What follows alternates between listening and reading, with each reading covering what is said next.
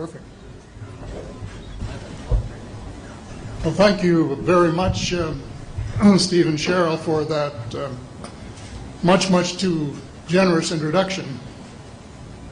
If my late mother were here, being my mother, she would believe every word of it. If my late father were here, being a realist, he would probably wonder who you were talking about. But introductions of that sort remind me of the small boy who fell headfirst into a barrel of molasses.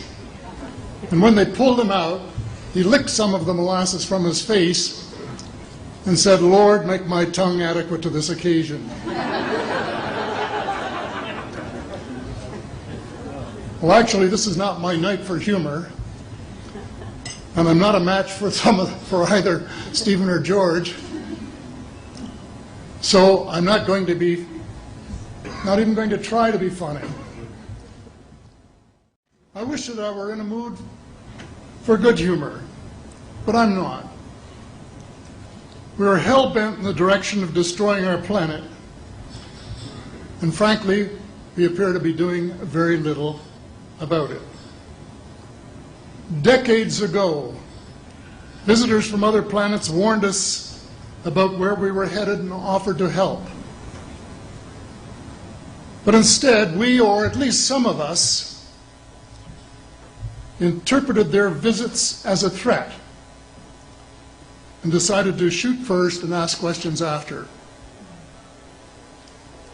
The inevitable result was that some of our planes were lost, but how many were due to retaliation and how many were as a result of our own stupidity is a moot point.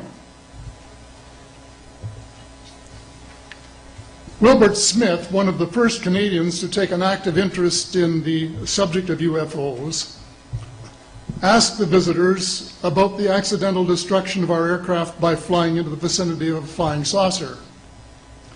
The response, and this is Wilbur's words, "We were informed that although a few of our aircraft had come to an unfortunate end by what they considered the colossal stupidity of our pilots,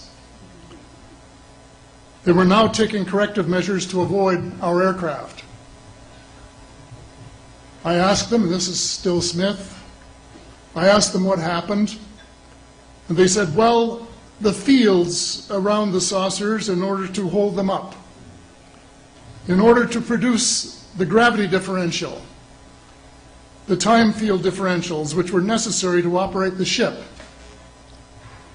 these sometimes produced field combinations which reduced the strength of materials to the point where they were no longer strong enough to carry the loads that the materials were expected to carry."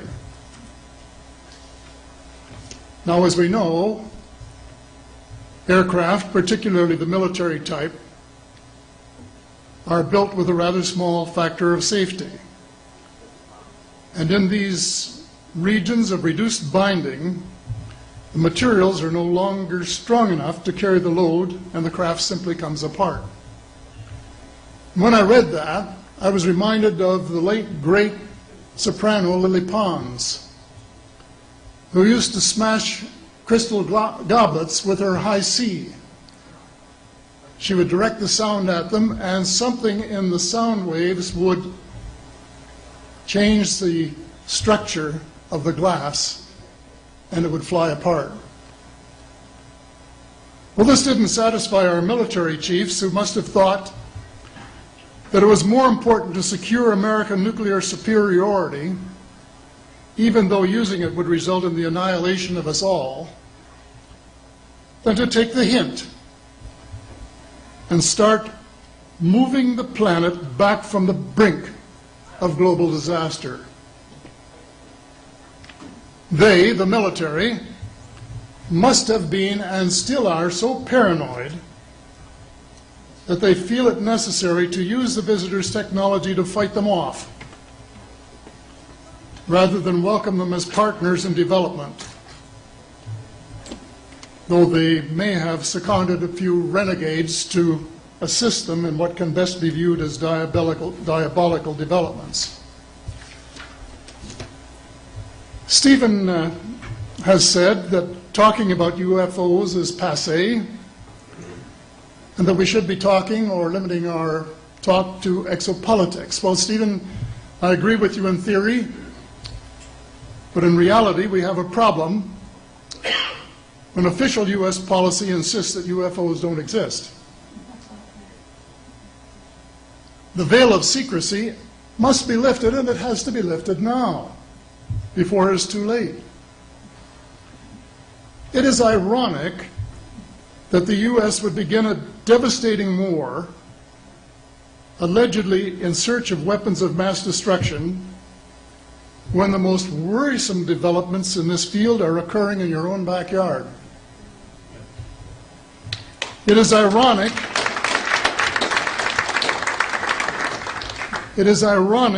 that the U.S. should be fighting monstrously expensive wars in Iraq and Afghanistan, allegedly to bring democracy to those two countries, when it itself can no longer legitimately claim to be called a democracy, when trillions, and I mean thousands of billions of dollars, have been spent on projects about which both the Congress and the Commander-in-Chief have been kept deliberately in the dark.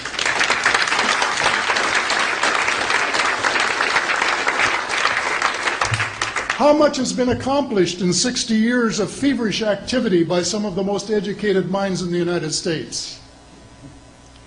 Has America developed flying saucers that are visually indistinguishable from the visitors, as alleged? And if so, what do they propose to do with them? Even more critical, what progress has been made in the development of clean energy sources that could conceivably replace fossil fuels and save the planet from becoming a veritable wasteland? Well, who has the answers? Someone does, but apparently they aren't telling either secretaries of defense or presidents because they don't have, quote, a need to know. In a story told by Dr. Stephen Greer, President Clinton was asked a question by White House reporter Sarah McClendon about why he didn't do something about disclosure. And Clinton replied, "Sarah, there's a government inside the government, and I don't control it." Excuse me, doesn't the Commander-in-Chief and the person who allegedly has their finger on the nuclear trigger have a right to know what his subordinates are doing? The people of the United States who have paid the bills have the right to know. The people of the world demand to know because it is our descendants too whose lives are in mortal danger. It is time for the people of the United States to launch a new war against the evil of lies, deceit, and darkness, and go all out to win the victory of truth and transparency and light. Thank you.